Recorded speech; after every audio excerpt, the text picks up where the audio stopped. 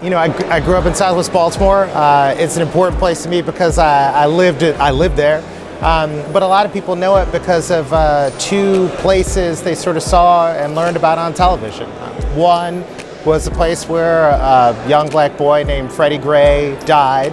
And the other is the corner of North and Pennsylvania Avenues where the Baltimore uprising kicked off as a result of his untimely death. And I knew the first place because I lived there and I saw myself in that boy. And I knew the second place because I spent my life on that corner catching buses to schools all over Baltimore that I was not zoned for.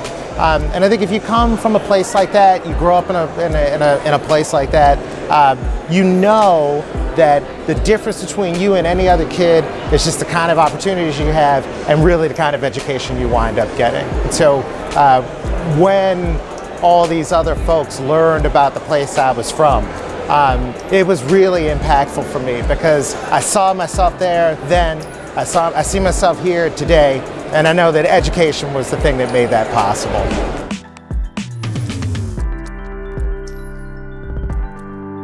I've worked on a bunch of different education policy, worked on district side stuff to help districts hire the best teachers and evaluate them and pay them fairly, right?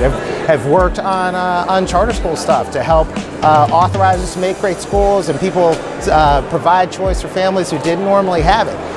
But education scholarship accounts excite me because they feel like an evolution of what the other things have been trying to do. So when you talk about district improvement, or you talk about charters, or you talk about tax credits, whatever, what you're normally talking about is how someone accesses the existing system.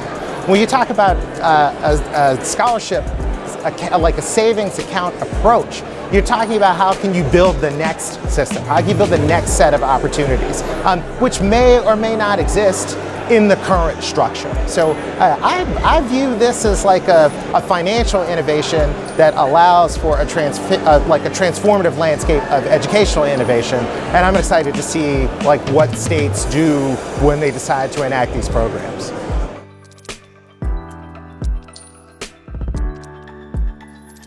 The reason why you can't use a voucher and an education scholarship account interchangeably is because they're not the same thing. I hate to be so sort of reductionist about it, but you know, you can go to California in a plane, on a bike, on a motorcycle, or in a car. All of those things are a trip, but they're all very different in how you get there. So the mechanics of these things are very different. The way the money flows is very different, and the result is actually very different. Like if you were talking about a voucher is just like buying a seat in a school that the state pays for. If you're talking about an education savings scholarship account, you're talking about buying an education. You're talking about organizing how you're going to learn about the world in a materially different and a policy different way than any of these other things. So, you know, a lot of people like to conflate things that aren't like one another for their own interests. I think you should keep them as they are for the interests of the children and families in South Carolina.